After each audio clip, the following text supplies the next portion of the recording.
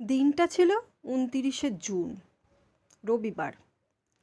সবাই সকালবেলা থেকে ঘরের সংসারের কাজকর্ম তাড়াতাড়ি সেরে দুপুরবেলা রেডি হয়ে বেরিয়ে পড়েছিলাম নিমন্ত্রণ বাড়ি। নিমন্ত্রণ ছিল অন্নপ্রাশনের। প্রসাদ খাওয়ানো আগেই হয়েছিল, সেদিনটা ছিল খাওয়া দাওয়ার দিন। তো গন্তব্যে পৌঁছে দেখলাম যে আত্মীয় স্বজনরাই বেশি রয়েছে। আমাদের একটু পৌঁছতে লেটই হয়ে গেছিলো। অনেকে খাওয়া দাওয়া করে চলেও গেছে। যারা ছিল তারা সব প্রায় পরিচিতই। কেউ মুখ চেনা, কারোর সাথে আলাপ আছে, কারোর সাথে আলাপ হয়নি। যাই হোক, সবাই যে যার সঙ্গে দেখা সাক্ষাৎ করে হ্যাঁ হ্যাঁ হ্যাঁ হি হি হি, মানে আওয়াজে আর কিছু বোঝা যাচ্ছে না কে কী কথা বলছে। মাঝে মাঝে টের পাচ্ছি তাদের সংসারের কথা চলছে, মাঝে মাঝে টের পাচ্ছি পলিটিক্সের কথা চলছে।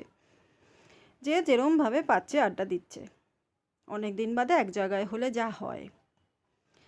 আমি তো হলঘরটার ছবি তুলতেই ব্যস্ত ছিলাম।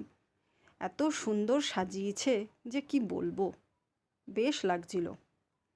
বাচ্চা কাচ্চাগুলো হাসি খুশি ছিল ঠিকই, কিন্তু তাদের মনোসংযোগ ছিল খাবারের জায়গায়। কতক্ষণে তারা খাবারের টেবিলে যাবে। পেট চুইচুই করছিল। স্বাভাবিক, অনেক বেলা হয়ে গেছিল।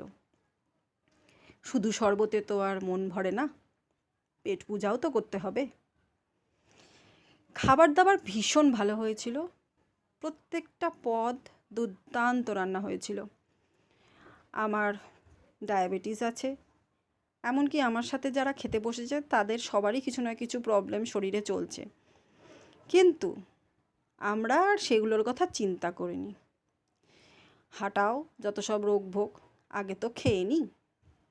আমাদের খাওয়া দেখে যদি কিছু বুঝতে না পারো, তাহলে একেবারে টেবিলের মাঝখানে যে সবুজ গামলাটা আছে সেইগুলোর দিকে তাকালেই তোমরা বুঝতে পারবে আমরা কত কম খাই। আমরা কীরকম বুঝে শুনে খাই তোমরা ঠিক টের পেয়ে যাবে। আঙুল চাটতে চাটতেও আমাদের সময় কেটে যায়, এতটাই আমরা চেটেপুটে খাই। ফেরার সময় একটা রিটার্ন গিফট পেয়েছিলাম, সুন্দর একটা গাছ। যারা এই প্ল্যানটা করেছিল রিটার্ন গিফটে সুন্দর গাছ দেবে, তাদের মানসিকতার পরিচয় পেলাম। ভীষণ ভালো মনের মানুষ তারা, অন্তত আমার চোখে তো অবশ্যই তারা ভালো মনের মানুষ। পৃথিবীটা সবুজে ভরে থাক, আর কি চাই। বাচ্চা কাচ্চারা ভালো থাক, আর পৃথিবীটাও সবুজে ভরে থাক। খাওয়া দাওয়ার পর দেখা সাক্ষাৎ সেরে যখন বাড়ির পথে যাব, তখনও দেখি বাড়ির মহিলাদের আত্মীয় স্বজনদের গল্প কথা শেষ হয় না। তাদের গল্প কথা শেষ হতে হতে দেখছি যখন টাইম লেগে যাচ্ছে, আমি একটু এদিক ওদিক নিজেই ঘুরে নিয়েছিলাম। কিন্তু আশপাশের শপিং মলগুলোতে আর যেয়ে ওঠেনি। অত সময় কাভার করার মতন সময় ছিল না, তাড়াতাড়ি বাড়িও ফেরার একটা তাড়া ছিল। আকাশে মেঘের একটা আস্তরণ তোমরা দেখতেই পাচ্ছ। একদিকে সাদা মেঘও আছে, একদিকে কালো মেঘও আছে। রবিবার দিন, তাও রাস্তায় জ্যাম ছিল, বেশ খানিকক্ষণ গাড়ি দাঁড়িয়েছিল। তার মধ্যেই দেখছি এই দুই শালিক দিব্যি হেঁটে হেঁটে এদিক ওদিকে ঘুরে বেড়াচ্ছে। দিনটা ভালোই গেল। বাড়িতে ফিরে ধরাচুরো ছেড়ে ভাবলাম প্রথমে গাছটাকে একটা ভালো জায়গায় বসিয়ে দিই। আপাতত এখানে থাক, পরে দেখা যাবে কোথায় রাখবো।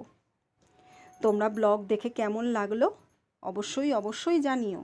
আর যদি ভালো লাগে তাহলে একটা লাইক, শেয়ার, সাবস্ক্রাইব করে পাশে থেকো। সবাই খুব ভালো থেকো, সুস্থ থেকো।